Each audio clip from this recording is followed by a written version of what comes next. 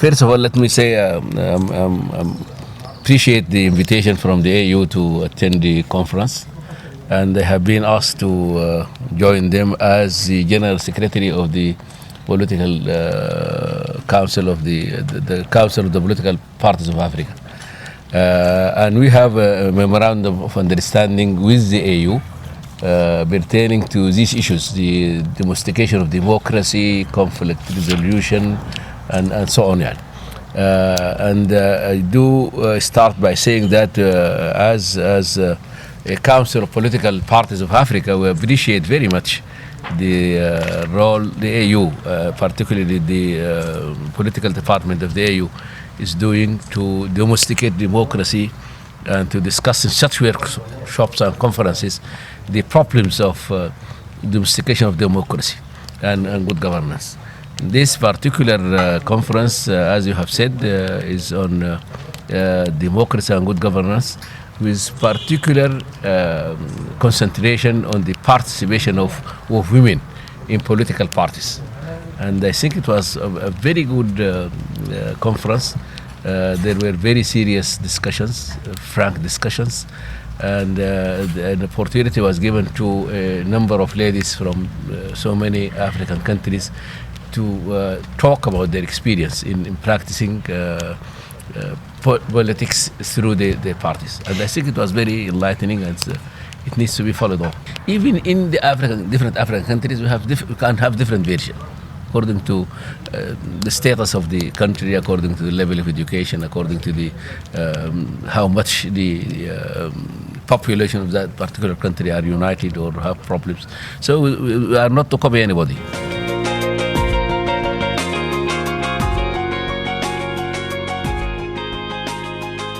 All political parties in Sudan have very senior cadres from the women. In NCP, the National Congress Party, to which I belong, we have an executive office where there are a number of ladies there, not only in the Women's Secretary, but in the training academy of the ANC is run by a woman. The foreign affairs of the NCP is run by a woman, and the sector for social and social affairs is also run by a lady. We have so many who are representing the National Congress Party and other parties in the assembly. And we have some plus 25 ladies who are members representing the NCP.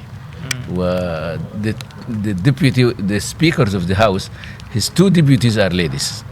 One from the National Congress Party and one from the Democratic United Party.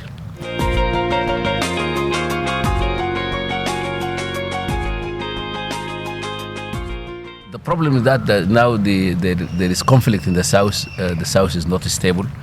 And we are doing our maximum best to are talking to the two sides to reconcile so that we have a stable South.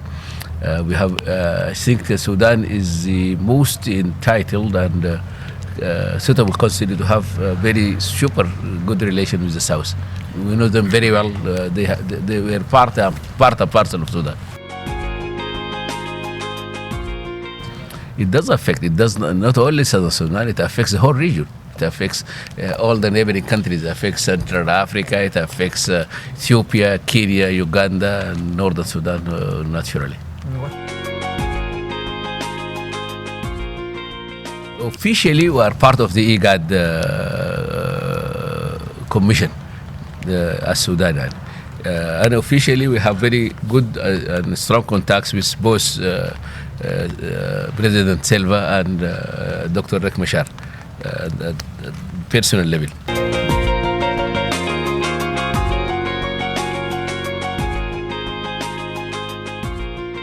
Darfur is very peaceful.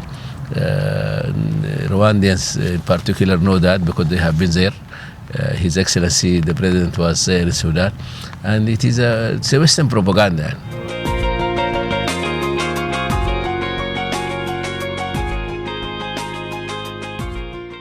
second problem is that the trade between the two countries is very much jeopardized because of insecurity. So these are very bad effects.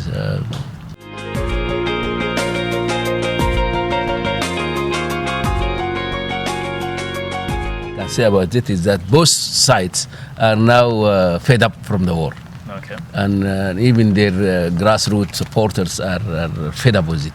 And there is very heavy pressure now from the IGAD, from the AU, supported by the Americans, the British and the Norwegian. And I saw it is this pressure from these Westerners that may, because they were the main supporters of both sides.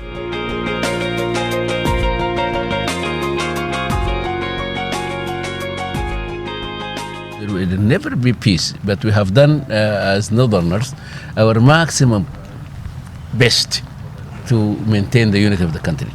It is our brothers in the south who were not. They were planning either to take the whole Sudan or to split with the south. So for us, if that is the option, it's better that they quit with the southern.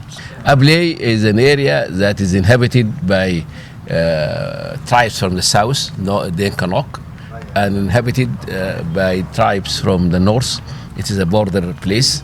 It used to be before Sudan independence to be part of the north, but because of the Dinka there, they now claim that it is southern territory, and actually it is the Americans and the British who ignited this problem.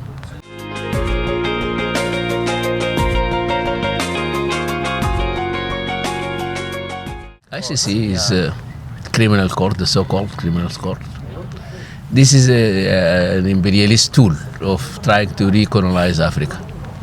We don't regard it as a justice court at all. It has nothing to do with justice or legal affairs. But it's affecting President Bashir. He can't move freely internationally. He has moved everywhere. Mm-hmm. So he's free to move? He is free because he is free. They won't like him to move, but he is moving against their wish. And he will keep doing it.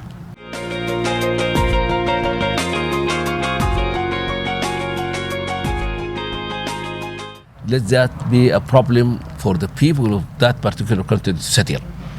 But as African political parties, let's agree on the common interests of Africa, which are so many. I mean, we are all interested in developing our resources. We are all interested in foreign policy that is based on mutual interest and respect. We are all interested in trying to get the best out of our resources through cooperation. So this is what we agreed to, is that let us put aside our ideological differences and let us have an institution that will help us develop our common interest. And this is why we are very much now in close touch with the AU. AU, of course, is established on the same basis, trying to promote the common interests of Africans. And that happened, we called for that meeting in 2013. Very many parties, some 40 parties were there from more than 34 countries of Africa, and we established the council. So we are not that old, but still I think we have been able to establish very strong linkage with parties in Asia, which are, they have a council called ICAP. Then we're also very able to establish contacts with the political parties of Latin America and the Caribbean, called COPAN. And now we are, hopefully, in coming for April, we are going to have a tripartite umbrella for political council of Africa, Asia, and these political parties are to fill the gap of communication between the Africans in politics, and to also promote and help the executives, the governments of Africa, for more development plans and so on. Let all the civil society of Sudan come and discuss the common interests of Sudanese. so that we come up with some sort of a document that belongs to no party, that is endorsed and supported and accepted by all of us in such a manner that whoever takes the government through elections will support it. Whoever goes out of the government and be in the opposition still respects it and works with it. This is the only one we can achieve. And this is why the national dialogue is now based on a couple of issues, 6 issues, which are not partisan by nature. For example, the federal system as a means for devolution of power and sharing of wealth. I don't think this is a case, this is a problem, or this is an issue that a particular party has an interest into it. He may have ideas about it, he may have a model for it, but we can, as Sudanese, discuss it and say this is the best model for us. And then whenever you are, be in the seat of the government or outside in the seat, you still subscribe to it and support whoever is trying to promote it. We have discussion about foreign policy. Again, this is something of national interest. We are discussing the economy, free market economy, and impact on the poor, or and so on. And I think and this is the first time such dialogue is being established and being started, and we hope it will get us to agree on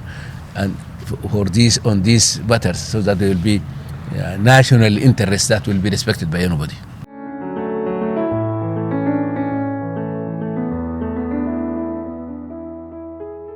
They are now crying for why Arabs are coming, why Africans are coming, where they were enslaving them. And I don't like the term human trade. It is smuggling is a case. That there are people who are being smuggled because they would like to pay and go to Europe. We are cooperating with all our neighbors so that there will be no smuggling, because those who are smuggled are not welcome now in Europe no more like they used to be. And we would like to save the life of our people in Africa, all of us, that no one should go where he is not well received. We are cooperating with in this sort of human smuggling.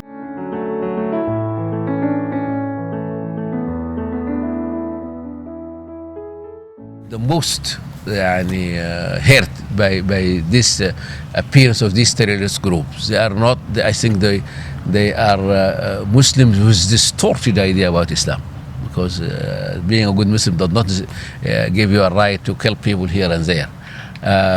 For one thing, so we are against them because they are distorting the Islam.